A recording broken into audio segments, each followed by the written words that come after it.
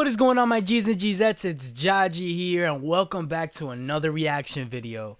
Now, as you guys know, I typically react to a sports video or a body cam or music, but I've yet to combine the two. And today's video does exactly that. Now, we have a video titled, When Playboi Carti Ruins Your Career. Now, I seen the thumbnail, and I guess Playboi Carti ruined Bol Bol's career. I've always had a weird connection to Bol Bol because we share the same birthday, so I always felt the need to go ahead and follow his career. But as of the last 2 or 3 years since he left the Magic or whatever it was, I kind of stopped following what he was doing. So when I seen this video, naturally, I was like, what the heck? So without further ado, if you guys don't mind subscribing, switching that notification bell to all so that you can be notified each and every day when we upload our videos. Make sure you like, you comment, you share with a friend. And as always, the original video is linked down below so you can watch it without any commentary. So without further ado, let's get into it. Bol Bol just dropped 38, 16, and 5 in his PBA debut. Now, if you didn't know what the PBA was, me neither. But before turning into a Ken Carson worshiper, this guy was supposed to be the next Kevin Durant. A 7'3" freak of nature athlete with the ability to handle the ball like a guard. Bro, whatever you see in Victor Wembanyama, I remember that's exactly what we saw in Bol Bol. When Bol Bol was first coming up, everybody thought this dude was some unicorn. He was gonna be a beast. That he was the true introduction to that stretch four or that center that can shoot. Come to find out, unfortunately, for whatever reason, I guess he was distracted. Maybe his calling is being an A&R, clearly. Highlight plays in the NBA, even drawing comparisons to Wembanyama. But then Be drawing comparisons to Bol Bol because Bol Bol was in the NBA before Wembanyama. But obviously, Bol Bol is nothing compared to Wemby. If you guys let me know down below, I kind of confused myself on that one. Became opium. From hanging out with Carti, Uzi, showing up to destroy Lonely's concert, posting fit pics like this, and this, alright? Posing like he's Bruce, drop him off. He probably got some unreleased Vivette. People believe he wasn't just a basketball player, but also a rock star. But then his NBA career sadly took a turn. And he's around net spend?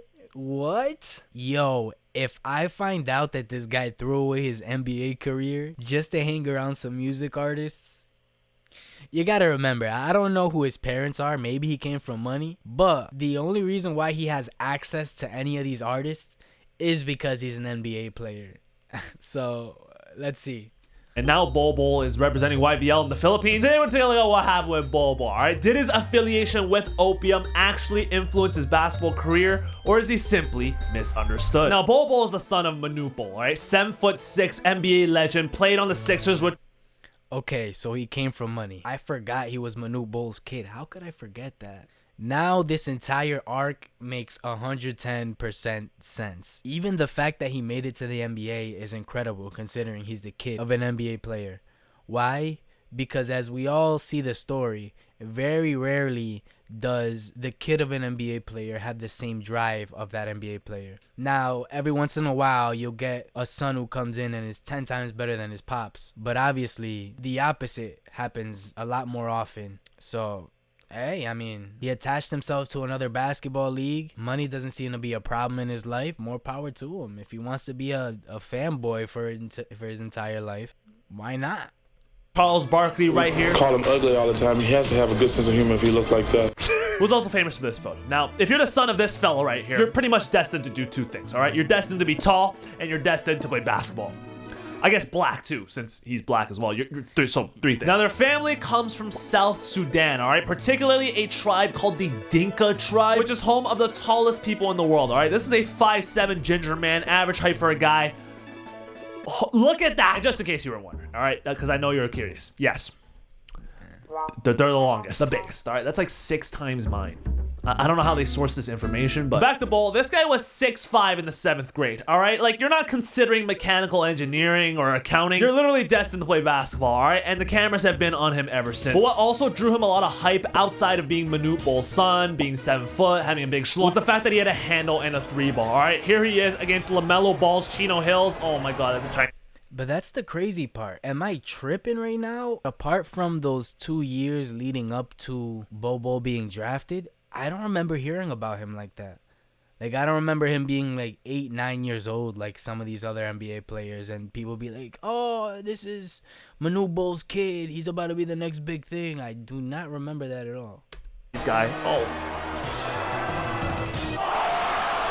Get him back, bro, please. Yes, pull up. Yes.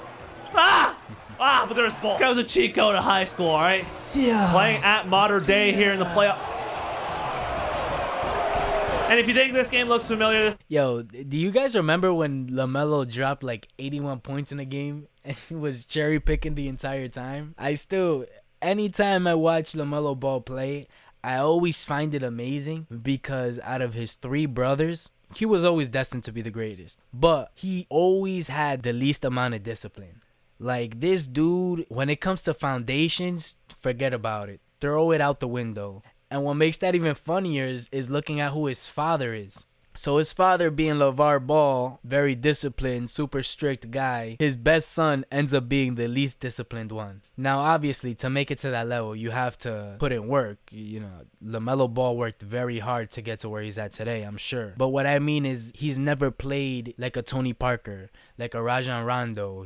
When it comes to being a player who leans on fundamentals, like Tim Duncan, the big fundamental, LaMelo Ball's not that. But it's also great to see that he's somehow found success in the NBA being him, genuinely playing his style of ball. It actually reminds me a lot of AI in terms of the attitude and play style of, screw it, I'm gonna play how I want to play. I don't care what the team's saying, what the team needs.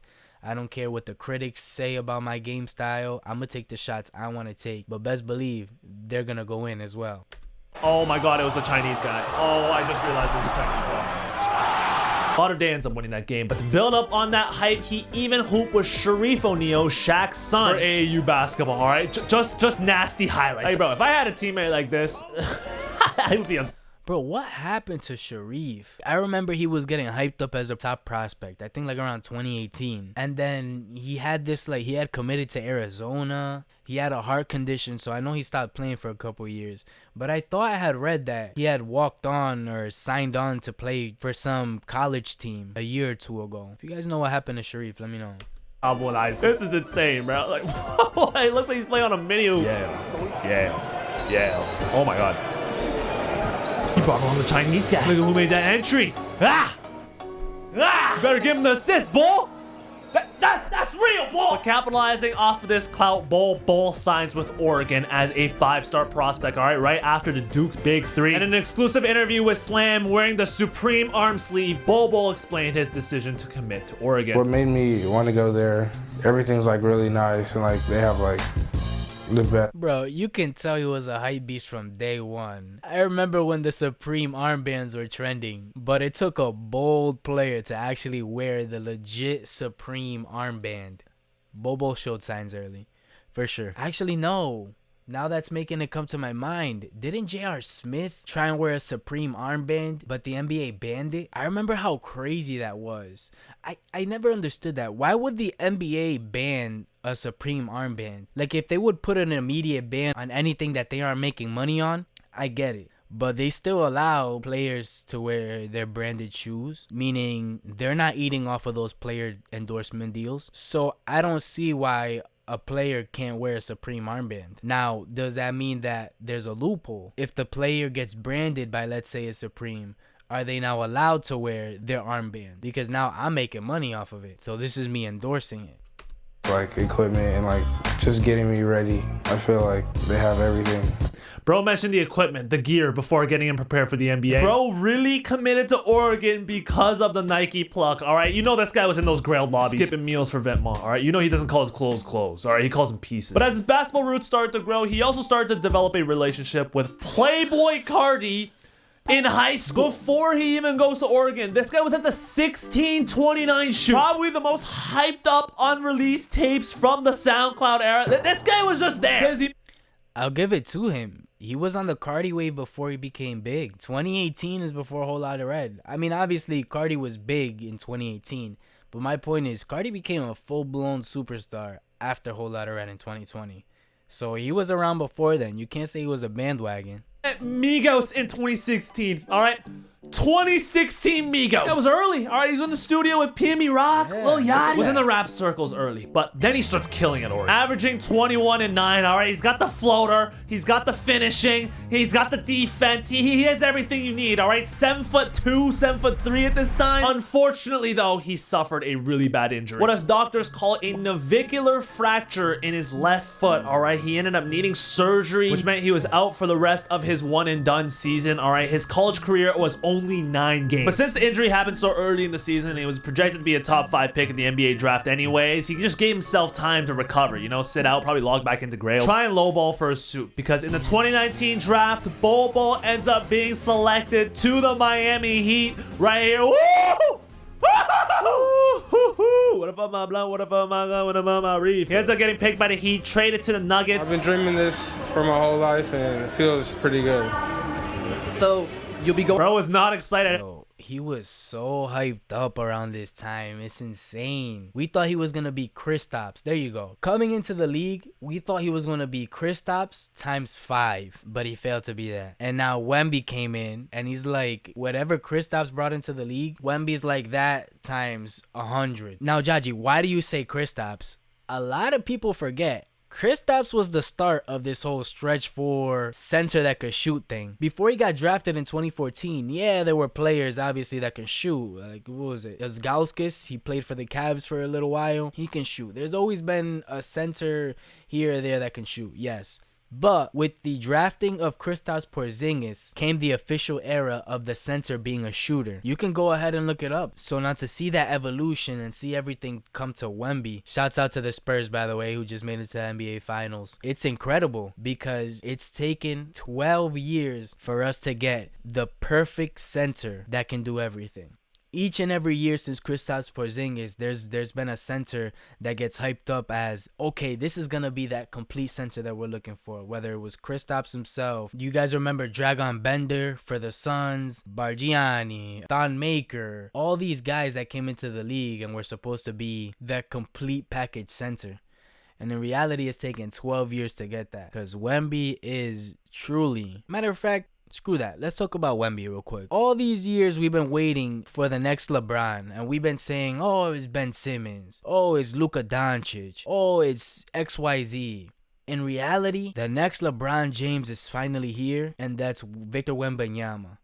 And when I say the next LeBron James, I don't mean, oh, he plays just like him. What I mean by that is he's the next generational player. This man, for this generation, and probably the next, is going to be the #1 guy like LeBron was. That's why I feel like the last few years LeBron wasn't up to retiring, because to some extent he still held some weight in the league. But now that Wemby's here, headed to the finals, LeBron's job is done. I give him another year and LeBron is done. He has nothing else to play for. The only thing I could think LeBron has left to do is maybe play with Bryce. But I don't know how excited he is about that because of how him and Bronny has gone. I'm not saying he's gone terrible, but obviously Bronny's development hasn't been everything LeBron thought it would be. So yeah, to bring it back to Wemby, I may be speaking in hyperbole here, but that dude is literally giving me Wilt Chamberlain vibes. And to bring that back even further to Kristaps and Bol Bol, it's amazing to see all of the centers that were supposed to be this great thing, and to finally see somebody hit their potential. Man, you can see why the NBA has been fiending for a center or some type of big that can do it all, because it's almost like seeing an alien out there. He's doing everything, and that's exactly why he might go down as the greatest basketball player to ever live. This dude can do what the greatest 6' to 6'10", 7' athlete can't do. All to get picked, but he slides all the way to 44 in the draft, all right? Mid-second round pick. That's truly how bad his injury was. And even after he got drafted into the NBA, they gave him time to recover. And looking back, it wasn't really a bad situation to set out in. You get to watch the best center in the NBA, Nikola Jokic, play basketball every night. You can still shop for your pieces. So his first minutes came in the bubble. Now, the downside of being behind Nikola Jokic is you're not going to get a lot of minutes. But when he did play, he definitely showed some flashes, all right? This big-ass pick and roll right here. Matter of fact, at one point, Mike Malone put together this lineup, the tallest lineup in NBA history. But also, for whatever reason, MPJ was... That lineup was all for show. I remember when he did that, and I was like, this is so dumb. because none of them, well, I lied. I get it. Nikola Jokic can play make, but other than that, none of those guys can play make there. Like, that was a terrible idea from the very beginning. You can do small ball. Tall ball, yeah. Bigs need a little bit more developing because not everybody's Jokic, as we can see. In this quote where he's talking about trying to help Bol Bol, he says, it's just gonna take a mindset change. If MPJ tells you you need a mindset change, then there needs to be a big change. Yo, MPJ, I don't know if this is a bad thing or not, but he likes to call out a lot of his teammates. First he says Bol Bol needs a mindset change, and then I don't know if you guys recently seen, but he was on a podcast and he pretty much went viral for talking about how Cam Thomas's play style and attitude was pretty much why he's out the league. Again, I'm not saying it's a good thing, I'm not saying it's a bad thing. But my point is that he seems to always make a headline for calling out a teammate on their BS. On one end, I guess it shows he's responsible because he has done a lot of growing since coming into the league. But on the other, sometimes you just wish, just keep that internally, man. Shut up. All right, it says he's trying to text him, tell him to hang out with him, come to the gym with him at night, and he's not coming. Probably up at night for that new MM6 drop. But Mike Malone, the head coach of the Nuggets, he also wanted a little bit more consistency. I also wouldn't be surprised if he smokes loud. Like, bro, he's in Denver. He listens to Playboi Carti and all these guys. He's super young. I would not be surprised. Day-to-day basis out of Bol Bol, all right? Because Bol Bol at this point, he wasn't getting into the rotation. From a pure hoops perspective, he was too thin to play inside, and his feet were too slow to guard guards and forwards on the perimeter, right? So it just was a kind of in-betweener. So they ended up trading him to the Pistons for Rodney Magruder and a second-round pick. However, Detroit pulls a Lakers, a Ravens move, and voids the deal with the Nuggets after a failed physical. Hey, for a while, though, he was nice with the Magic. If I'm not mistaken. I think he had like a season and a half of good play with the Orlando Magic. That's why when I found out that he was out the league, I was kind of surprised. Not because I expected him to be a starter. He was not that. But from the last time I had heard about him, he was doing pretty good as a role player for the Magic. At the time when this article came out, nobody really knew why this physical was failed. Maybe it was because of a hidden injury. Maybe it's because he just missed the physical. I tried to do some research. X by Ken Carson did drop later that year, so maybe he was at one of those studio sessions. But it turns out Denver was trying to pull a fast one on him, all right? Because just a week later, Bol Bol underwent another surgery for the same navicular fracture in his left foot, all right? Sidelined 8 to 12 weeks. And so now he's in a situation where he's at an organization that doesn't want him, a head coach that doesn't want him. He's injured, all right? Carti hasn't dropped the project in 2 years. Just a low point in life. But a month later, he gets traded to the Orlando Magic. Gets traded for cash considerations, all right? That's when you know. Timer's ticking. However, Magic fans were pretty optimistic about Bol Bol. One, because the team is ass, but also because after he was healthy, Bol Bol was having... There it is, 21-7. I knew there was a period, at least for a little while, where he was doing all right. Because again, I tracked his career and I was like, hey, that's my guy. Finally, he found a team that fits him. But I guess the pull of Playboi Carti and I Am Music was just too much. Breakout year. He was averaging 12 and 7. He's even showing some maturity, saying that he could have worked a lot harder while he was with the Nuggets. Saying that he was just being young. All right, one of the things that he learned is you have to work hard or stuff's not going to work out for you. But even though he was having a breakout season, this wasn't the #1 priority for Bol. Because an Instagram account called Too Much Belt started emerging from the wild. Basically starting an Instagram page to pose like this with his clothes, all right? You know he's got the triple Balenci. You got it, man. Trim. Bro, there is no reason for a man that's 7'2" to be dressing like this. Like, bro, do you know how scary it would be? You're out here walking down the street and you got this freaking mannequin looking towards you, looking like a deranged psycho. All I'm saying is there are certain styles for certain heights, and bro, it's crazy to me. Trim, this is Trim. Showing off his outfits, all right? What you think? Hold on, y'all see me? Hold on, come on, Bol. You see me, Bol? Like, bro, you see that? You see that walking towards you? 7'2". Dog, that's a freaky sight. That's a freaky sight. Bol, you see me, Bol? Bro started being a fashion influencer, all right? Woo! Started posting all of these fit pics on Instagram right here. Like where does bro find his pants? He's like 7'5". Where's he getting these pants from? What is that bag? What? Oh my! What is this photo? I tried my hardest to find a video on the internet where Bol Bol is breaking down his fit. You know those Instagram reels. Fortunately, I couldn't find one. This is the closest thing we're gonna get. Oh my boy, what you wearing, man? Super cool, chill, calm fit, you know. flared out Balenci. This is He got the fentanyl going on. like the summer collection that they had. PSD undies. I went crop on those as well. Went Prada on the boot. Say you went crop on the Prada on PSD the undies, boots. alright? This is basically his entire Instagram account. Started getting stylish, alright? He looks like a Parsons student. But look, despite the spin move, despite the breakout year, the highlights, Bol Bol ended up getting waived. A great offensive talent, but he was such a defensive liability. Doesn't rebound well either. It wasn't really a disputed move by the Magic. Now, at this point, he's been traded for cash considerations, and he's been waived by the Orlando Magic. It's pretty much his last chance in the NBA, and this is where we get to the Phoenix Suns. He joins Devin Booker, all right, Kevin Durant. There's really not a better person to learn from, all right? The most fluid, Y'all saw that? skinny frame scorer that the game has ever seen. This was literally the last chance for Bol Bol. But it was during his tenure with the Suns where Shaquille O'Neal made Y'all saw that picture? That's exactly what I was talking comments about. on Bol Bol. He's never seen a guy like went beyond it. Yes, you have. His name is Bol Bol. You think Went Bol beyond- Bol? Hold on, let me finish my They point. both black or something? No, Bol Bol. Yo, why does Shaq always do that? Every single year, Shaq always goes viral for one wild ass take. Bro, I know everybody's talking about Victor Wembanyama, but Wembanyama's never met Bol Bol. Like, bro, do you know how ridiculous you sound? I want somebody to play this clip to Shaq now that the Spurs are going to the finals. I want him to hear himself say Wembanyama's never met Bol Bol, to see what he would say. Yo, Shaq. The first He does it on 7'4" guy purpose. that we've seen come out with the handle. He's the shoot oldest threes, rage yes. baiter. Y'all acting like when did y'all you acting like y'all That's ain't never what he seen a is. guy like that before. Bol Bol's the first guy. And he's wrong again. Bol Bol's not the first guy. Kristaps was the first guy in 2014. Again, we've had variants of centers who can shoot over the years. Kristaps Porzingis was the first center to start it.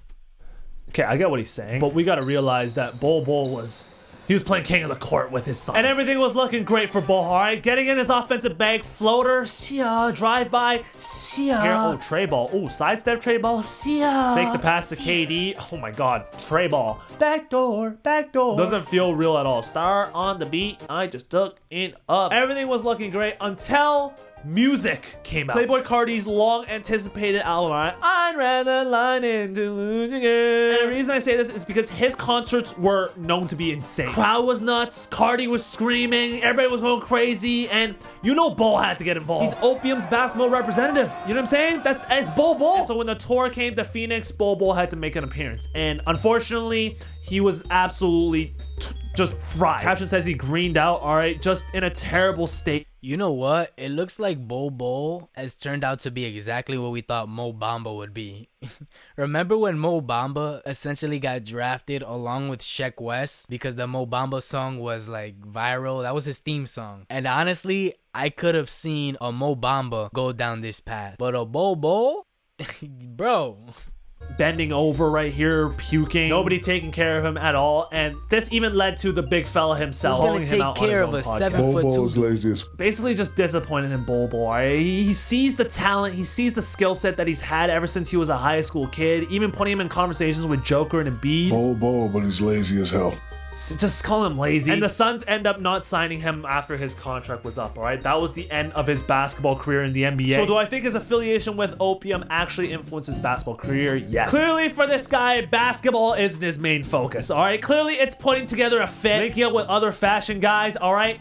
Where is he getting these pants? I don't know, but my conclusion to this video is as long as he's happy, he's cool. Maybe one day he'll feel like he squandered his height, squandered his opportunity to play in the NBA for a longer Alright, so that's the end of the video there. Truthfully, I feel like the answer to all of this was given to us in the first minute of the video, which was Bol Bol is Manute Bol's kid. It shows exactly why basketball was never an opportunity. Heck, he's essentially lucky. He made it far enough by just making it to the NBA. So in my eyes, he knows that money has never been an issue and it will never be an issue. So why not follow something that I love to follow? I actually find it hilarious that each time leading up to a Carti album, Whole Lotta Red and I Am Music, Bol Bol was playing great. And then as soon as he dropped those albums, he's injured or he's nowhere to be seen. The only thing I can honestly hope for his career and for him is that he turns this friendship or being around music into some type of job or like Not a job. Start a record label. Be an A&R. Go discover an artist. The underground scene is hot right now. Netspens, the Ken Carsons, the Shays, the Nine Vicious. Like, these are artists that are exactly down Bol Bol's lane. So why not turn that into something that brings you some type of longevity in an industry? Because obviously, without any NBA contracts, that money's gonna go fast. And overseas, after a couple years, that money's gonna go even faster, especially if you're out here buying custom designer clothes. Because remember, ladies and gentlemen, he's 7'2". So if he buys a pair of Armani jeans or whatever jeans that are popular, he's gonna have to get them customized. So that's more money on top of whatever they already cost. So yeah, other than that, I don't see why anybody should be shooting him any criticism. The dude's living his best life and he's not hurting anybody doing it. I just hope that maybe one day he pops out in a Carti song, Carti feature or something. You get what I mean? That would actually be hilarious to hear Bol Bol give us a little see ya or something real quick. Oh, hold on. See ya. Is that better? But with that being said, thank you so much for watching, guys. That was another reaction. I thought that would be really fun to watch. Mix NBA with some music. And maybe now that this is on our radar, you guys can check for Bol Bol if you guys end up going to any Opium, Playboi Carti, Ken Carson concerts. I'm pretty sure he won't be hard to find. I mean, 7'2" is incredible. If you guys don't mind liking, subscribing, sharing with a friend, have that friend share with a friend, and hit that notification bell. Why don't you go switch it to all so that you can be notified each and every time we post and upload, which is daily. So yeah, thank you so much for your time, guys. I appreciate each and every one of you. And as always, until next time, Jahji out.